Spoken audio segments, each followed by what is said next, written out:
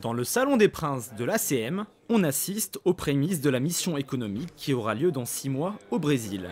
Monaco Economic Board et la jeune chambre économique de Monaco échangent sur les différentes perspectives. C'est la 3e année de rang que Ludovic Subran vient apporter ses conseils, analyse des risques et opportunités, forces et faiblesses, voire menaces. Après les civettes et la Russie, il a consacré ses recherches à la situation actuelle de l'Amérique du Sud. Elle est au centre de la tempête. Elle souffre et de la baisse des changes, les monnaies se déprécient, et de la baisse du prix des matières premières, donc des revenus moindres pour ces pays, et aussi du risque de financement porté par le resserrement de la politique monétaire américaine. Donc quand vous mixez tout ça, ce sont des pays dans lesquels les perspectives de croissance, malheureusement, fondent un petit peu comme neige au soleil. Pas pour tous les pays, certains sont plus résilients que d'autres, mais dans le cas particulier du Brésil, c'est vrai que malheureusement, on s'ajoute à cette situation extérieure peu favorable, une situation de politique et de politique économique particulièrement néfaste, puisqu'aujourd'hui, le Brésil souffre de nombreux scandales et donc a du mal à attirer les investisseurs. Mais ça, encore une fois, c'est le court terme. Et quand on va chercher la croissance chez les émergents, il faut savoir que de temps en temps, il faut baisser la tête et puis continuer, parce que ça se joue sur le long terme. La première mission économique de Monaco Economic Board en Amérique du Sud est prévue du 4 au 7 avril 2016 à Sao Paulo.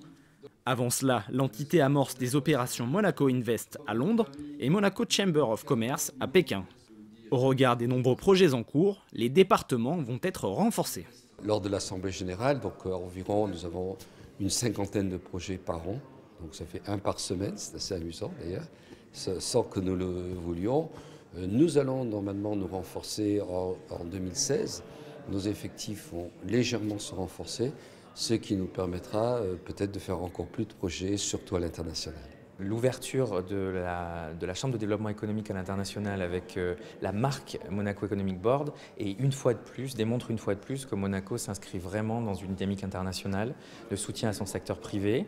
Rassembler la Chambre de commerce et donc notamment la partie export et les investissements, l'attractivité avec Monaco Investment, ça fait partie des choses qu'on voit dans les pays qui ont une force d'attaque, une force de frappe, qui veulent y aller, qui veulent emmener leurs entreprises et qui veulent faire quelque chose pour qu'elles aussi puissent aller chercher la croissance là où elle se trouve. Pour Monaco Economic Board, les échéances sont nombreuses, à commencer par les trophées du club de l'économie le 24 novembre prochain, suivi à la mi-décembre par l'accueil d'une importante délégation russe. Nos partenaires russes nous ont demandé, en dehors du côté culturel qui a eu lieu toute l'année et qui était vraiment passionnant, qui a été un grand succès je pense, d'ajouter un côté économique, parce que les Russes sont très friands d'économie, de business, il faut dire les choses comme elles sont. Et donc, à leur demande, nous avons organisé 2 journées d'économie avec la Fédération de Chambres de commerce de Russie, RSPP, qui est l'équivalent du MEDEF, et Business Russia, qui est les PME russes, c'est-à-dire de 500 millions et plus, quoi. Je pense que l'année prochaine, il y aura certainement encore de nombreuses choses sur la Chine. Et si je vais chercher un petit peu plus loin, je pense que c'est aussi grand temps de parler de l'Afrique, notamment de l'Afrique francophone, qui encore une fois a un beau débouché, notamment pour les services qu'offre la principauté et qui pourrait aller équiper les entreprises africaines. Les recommandations de Ludovic Subran se sont poursuivies lors d'un dîner au restaurant Le Club en compagnie des représentants de la JCEM. La nouvelle organisation de Monaco Economic Board sera présentée lors du 25e rendez-vous des adhérents au mois de janvier.